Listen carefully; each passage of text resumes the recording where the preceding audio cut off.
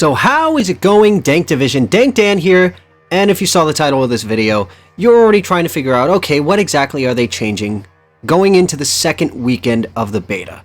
Now, yes, they did take some of the information that was pretty much given by player feedback through the Reddit as well as Twitter posts, etc.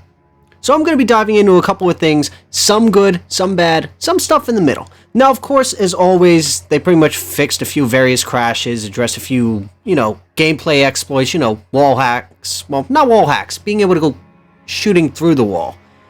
Patched a couple of, lighting issues, and updated the progression for, Gunsmith.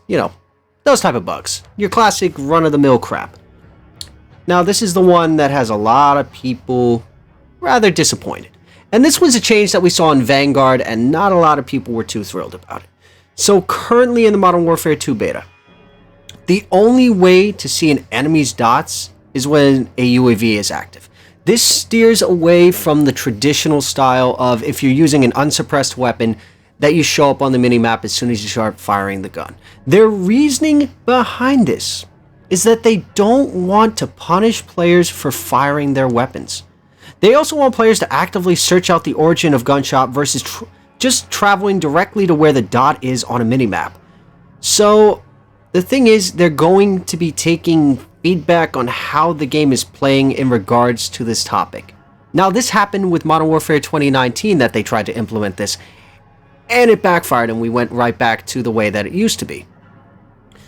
But we're going to have to see how this plays out in the beta, because let's face it, the idea of that they don't want to punish players for firing their weapon, that was the whole point. Some people would actually use that as a tactic, would fire their weapon, move slightly from that position. Here comes someone going right to that dot, and poof, gone. It was a tactic that you could use. Now that it's gone, you're having to use a decent headset or have really good sound in order to pinpoint where the shots are coming from. Now, another major issue that happened in week 1 was that when people were firing their guns, you couldn't see shit. It might as well have been a smoke grenade in front of you. Now they are going to be fixing that. What does this exactly mean? This means that when in a firefight, they're going to be reducing the muzzle smoke opacity and increase the visibility of the muzzle flash. This will help players to engage and find where the person is that's firing on them. Now, there also is the issue that a lot of people are unable to differentiate enemies from friendlies outside of the classic nameplate, and they're going to be looking for ways to change this and implement different various ways. I would recommend the Black Ops approach, in which case you have the outline to pick off, okay, this color for friendly, this color for enemy, and if you're colorblind, you can pick the color. Now, they are going to be looking into the user interface, editing loadouts, etc. They're not going to be able to implement this into weekend 2, but it is going to be on the top of their priority list going into the official release. Now, then we have the perk system. Now, they've already admitted that the perks package system is getting mixed reviews. Some people love it, some people feel like you just took a system that a lot of people loved and decided it's not broke, let's fix it. But they feel that it's a good idea, but it needs some reworks. They're going to be balancing the ultimate perks to be more powerful later into the match. They're also going to continue testing various things throughout weekend 2, including drastically accelerating the earn rate of these to see how players react. Their goal is to remain improving the flow of all perks ahead of launch, meaning it shouldn't feel like you have to grind out just to get your perk. Now, another hot topic that people have been talking about, of course, dead silence. Let's face it, a lot of us remember it as a perk. We also remember it as a pain in the ass field upgrade. Well, they've already pretty much put their foot down. They will not be changing it to a perk. Why? Because they believe it's important to players that rushers are not able to move at high speeds without consequence. So by keeping it as a field upgrade, this creates a balance between freedom of movement and predictability of combat, meaning that it will pretty much be exactly the same. People will be able to choose, okay, when is the right moment to use dead silence? Do I use it now or do I save it later? Then, of course, we had another issue that came up. Footsteps. In the first fucking weekend, it sounded like some fat asshole wearing clogs slamming their feet against the floor. You could hear someone halfway across the map. And while this was great for directional information about your enemies, you would think they were right on top of you, but in all reality, they're on the other side of the map. So for weekend 2, they are going to be reducing the range of footstep audio. So this will pretty much change, so you'll be able to still hear the jogging, the sprinting, the tactical sprinting, and they're going to soften the cost of moving around the map.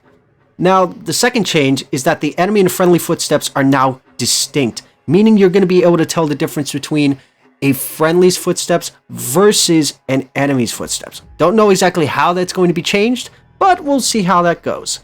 Then, of course, we get to the man of the hour, slide canceling. I am going to go on the record and say I am not against slide canceling. Slide canceling to COD is breaking someone's ankles in basketball. It's something that you would honestly do in a game. And if you're at point blank range, I am not against someone trying to break my camera and break my aim. That's something that I'm not against. And they are fully aware that people want slide canceling to be removed. They are fully aware of that. They're also aware of the workaround that someone created to pretty much recreate the Modern Warfare 2019 variation of slide canceling. And they have already said that they're contemplating how to handle it going into weekend 2.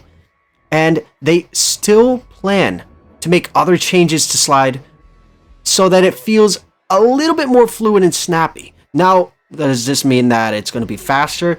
Not necessarily. It might just mean a more fluid motion. But I will be perfectly honest. It's not that I don't want slide canceling. It's that slide canceling should not be the only means of traversing the map. Someone shouldn't be slide canceling from their spawn all the way to the middle of the map, then continuing to slide cancel and never stop slide canceling throughout the entire match.